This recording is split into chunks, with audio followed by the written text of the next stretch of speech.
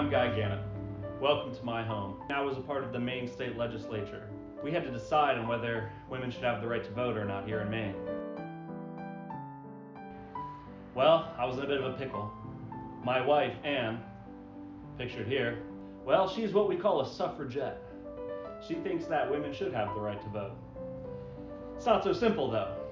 My mother, pictured here, Sadie, she was the leader of the anti-suffragette faction here in Augusta, Maine. So now I'm split in the middle. My wife's a suffragette, my mother's an anti-suffragette. What am I gonna do? I've got a decision to make here. So I've decided I'm gonna introduce you guys to my mother and my wife. And I'm gonna let them give their arguments to you on what I should do. Hi, I'm Anne Gannett, Guy's wife, and I'm a suffragette. And that means I believe that women deserve to have the right to vote. Hello, I'm Sadie Gannett, Guy Gannett's mother, and I do not believe women should have the right to vote. Let's debate. Guy, I'm your mother. Let me go first. I don't think women should have the right to vote simply because I value and appreciate the innate femininity of women. Women are too pure and too good to lower themselves to the corrupting and messy business of politics. I'm going to stop you right there, Sadie. To say that women are morally superior to men is actually quite insulting to the basic humanity of not only men, but also women.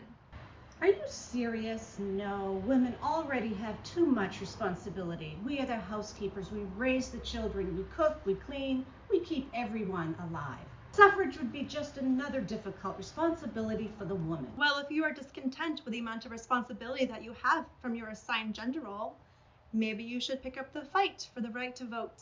Voting is a way for us women to fight for changes that we want to see in society. If you're discontent with the state of the world, then maybe you should have raised your children better.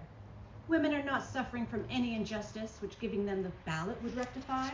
Women don't have the same access to educational, medicinal, or vocational resources that men do. And the women that do hold jobs don't have very much power. By 1900, only 19% of positions were held by women, and most were very restricted. If a woman who has a job gets married, then she's expected to go home and leave her job.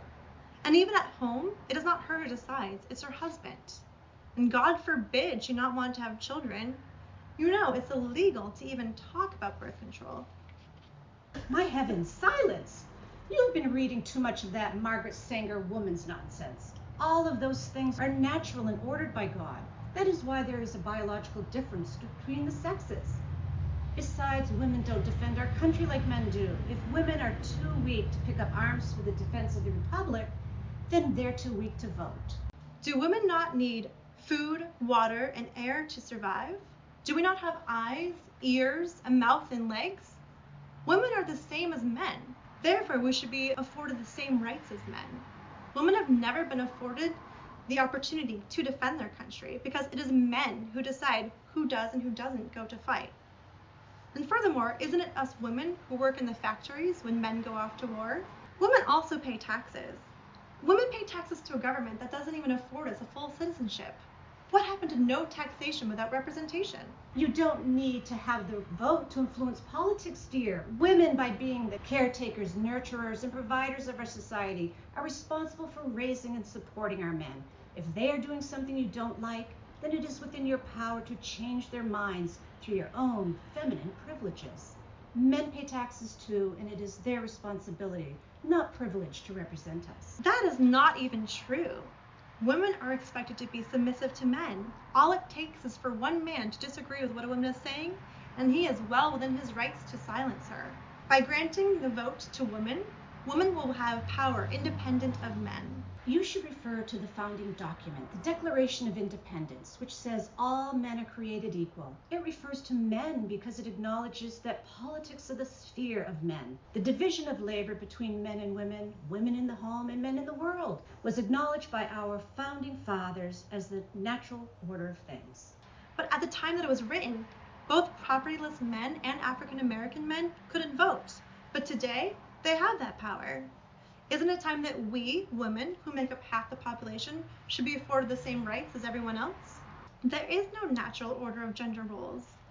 Throughout history, women have led nations and led armies, and they've also served in politics. I bet you'll deny science too. Mr. William T. Sedgwick, president of the American Public Health Association, says it would mean the degeneration and degradation of human fiber, which would turn back the hands of time 1,000 years if women were given voting rights. And he is a doctor. He says that we women are already under great strain from pregnancy, lactation, and the stress of politics would be too much. Men don't have to deal with those things and can shoulder the burden of politics. Pregnancy and the female body are why we need the right to vote.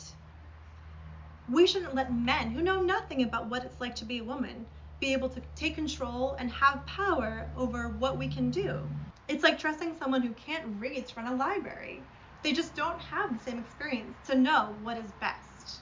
And plus, there are plenty of scientists and doctors who would agree. Madame Curie, for example, or Maria Mitchell. Hush, plenty of women agree with me. Josephine Dodge, Sarah Hale, and Alice Wadsworth. Plenty of women agree with me. Sojourner Truth, Anna J. Cooper, Abby Kelly, and Matilda Gage. I can't reason with you. I'm done with this conversation. You know you don't have any real arguments, Sadie. Don't speak to me that way. Ladies, why don't we just bring it down a little bit? Hush, guys. You're not involved in this conversation, dear.